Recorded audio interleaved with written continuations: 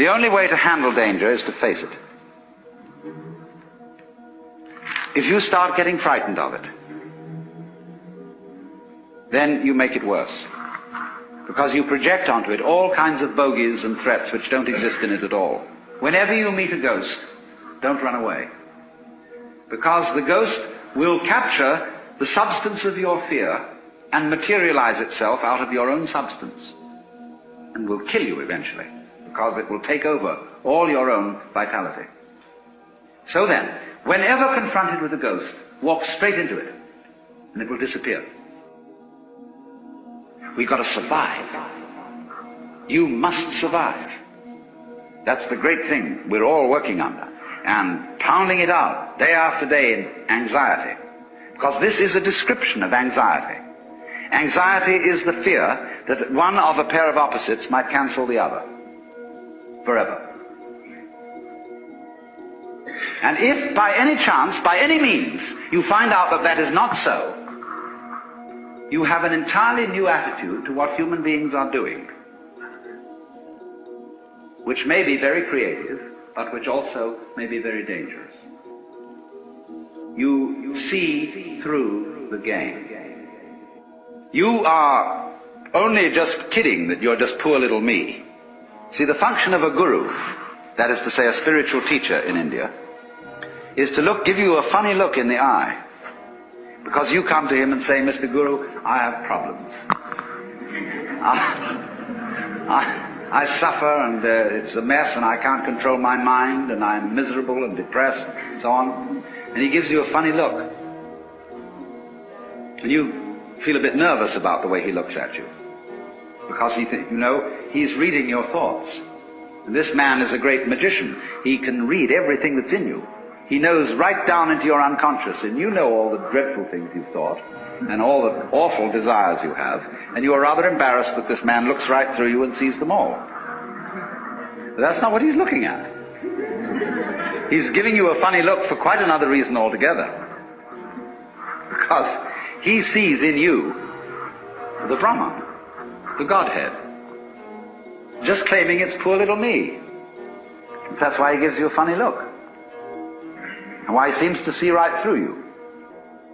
As if to say, Shiva, old boy, don't kid me. I know who you are. But you're coming on beautifully in this act. That you're somebody else altogether. And I congratulate you. You're doing a wonderful job. Playing this part, which you call the person, my person. So, it's all very well. Anybody can have ecstasy. Anybody, as a matter of fact, can become aware that he is one with the eternal ground of the universe. But since that's what you are anyway, I'm going to ask, so what? When a hero goes on an adventure, and he leaves his people, and is going to a strange land, he can go away and just hide himself round the corner in an obscure house, and then appear a year later and say, I've been on a heroic journey, and tell all sorts of tales. And they say, prove it. Because they expect him to bring back something which nobody has seen before. Then they believe you've been on a journey. So in the same way, exactly, anybody who goes on a spiritual journey must bring something back. Because if you just say, oh man, it was a gas. Anyone can say that. Now this is why in the doctrines of Buddhism there is a differentiation between two kinds of enlightened beings. They are both forms of Buddha, which is to say the word Buddha means somebody who has awakened, who has discovered the secret behind all this. In other words, all this thing we call life with its frantic concerns is a big act, which you, in your unconscious depths, are deliberately setting up. So you can do one of two things when you discover this. You can become what's called a pratyeka Buddha. That means a private Buddha, who doesn't tell anything. Or you can become a bodhisattva. Pratyeka Buddha goes off into his ecstasy and never is seen again. Bodhisattva is one who comes back and appears in the everyday world and plays the game of the everyday world by the rules of the everyday world. But he brings with him upaya. He brings with him some way of showing that he's been on the journey, that he's come back, and he's going to let you in on the secret too. If you'll play it cool and also come back to join in the everyday life of everyday people.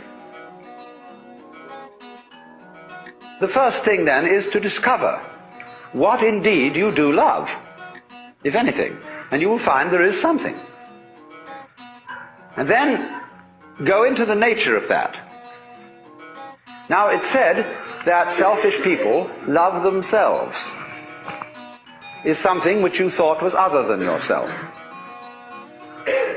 Even if it be very ordinary things such as ice cream or booze, in the conventional sense, booze is not you, nor is ice cream. It turns into you in a manner of speaking when you consume it, but then you don't have it anymore. And so you look around for more in order to love it once again. But so long as you love it, you see, it's never you. When you love people, even however selfishly you love them, because of the pleasant sensations they give to you, still, it is somebody else that you love. And as you inquire into this, as you follow honestly your own selfishness, many interesting transformations begin to come about in you. One of the most interesting transformations of being directly and honestly selfish, in the same way that, for example, cats are, is that you stop deceiving people. If what you define as you is inseparable from everything which you define as not you, just as front is inseparable from back, then you realize that deep down between self and other there is some sort of conspiracy. If these things always occur in combination and look very different from each other and feel quite different, nevertheless the feeling of difference between them allows each one to exist. And so underneath the opposition or the polarity between self and other, or between any other pair of opposites you can think of, there is something in common, as there is, for example, between figure and background. You can't see a figure without a background. You can't have an organism without an environment.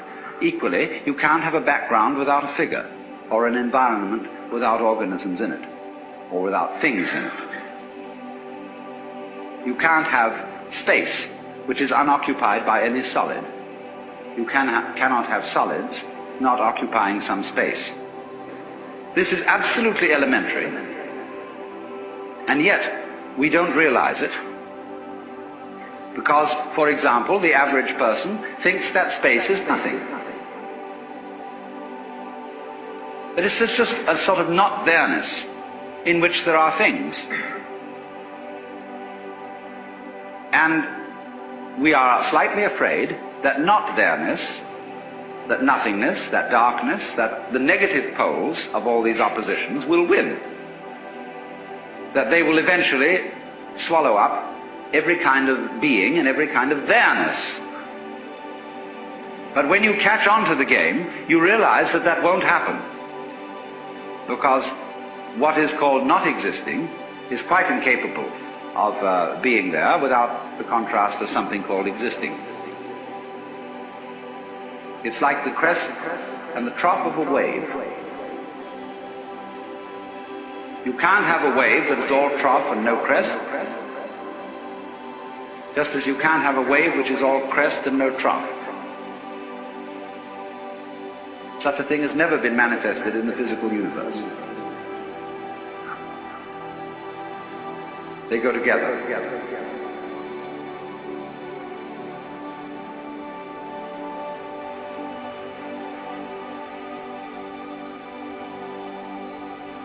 And that is the secret.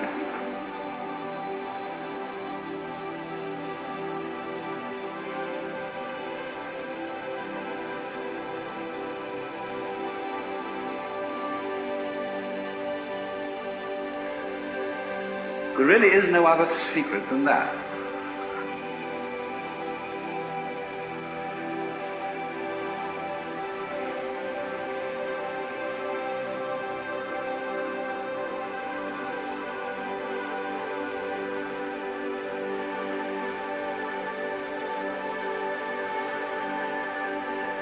That is the secret.